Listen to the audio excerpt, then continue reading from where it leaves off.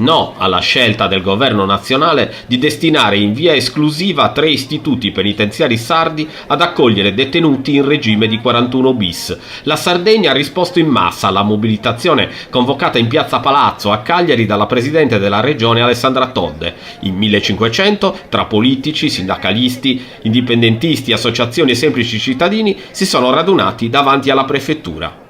Sì, la cosa importante da dire oggi è che non è una piazza contro qualcosa, è una piazza per ribadire che noi pensiamo che aver lottato per avere i principi di insularità in Costituzione non sia una cosa finta, e questo non è certamente un principio di attuazione. Il fatto di avere un terzo dei detenuti al 41 bis che vengono in Sardegna, avere 3 carceri che sono quelli più importanti, quello di Utari, Vadecarro, Stimancali, che vengono interamente dedicate al 41 bis. Questo vuol dire stravolgere anche la modalità detentiva in Sardegna, non solo per i detenuti sardi che si vedranno ovviamente costretti a avere la pena fuori dalla Sardegna, ma soprattutto anche per i sardi. Noi abbiamo un'idea del nostro sviluppo completamente diversa. Credo di rispondere prima di tutto un grazie alle tantissime persone che sono venute, liberi cittadini, associazione, mondo della Chiesa, che insieme a noi, alla Regione, vuole dire no alla presenza in massa e continua di detenuti sottoposti a un regime di massima sicurezza.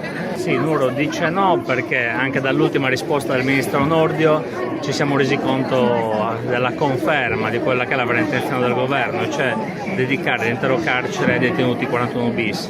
In questo modo si sta buttando all'aria almeno un ventennio di lavoro della comunità, dei volontari, della Chiesa, anche delle istituzioni, per applicare quello che è la previsione dell'articolo 27 della Costituzione, cioè la rieducazione dei detenuti in modo che possano ritornare proprio nella loro comunità.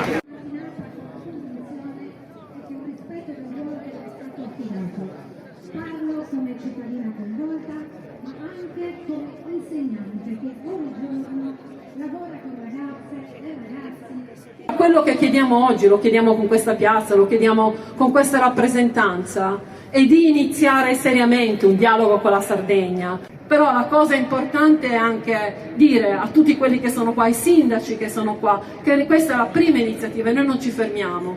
Non finisce qua, questo è l'inizio e la voce della Sardegna si sentirà e noi faremo in modo di farla sentire la voce della Sardegna.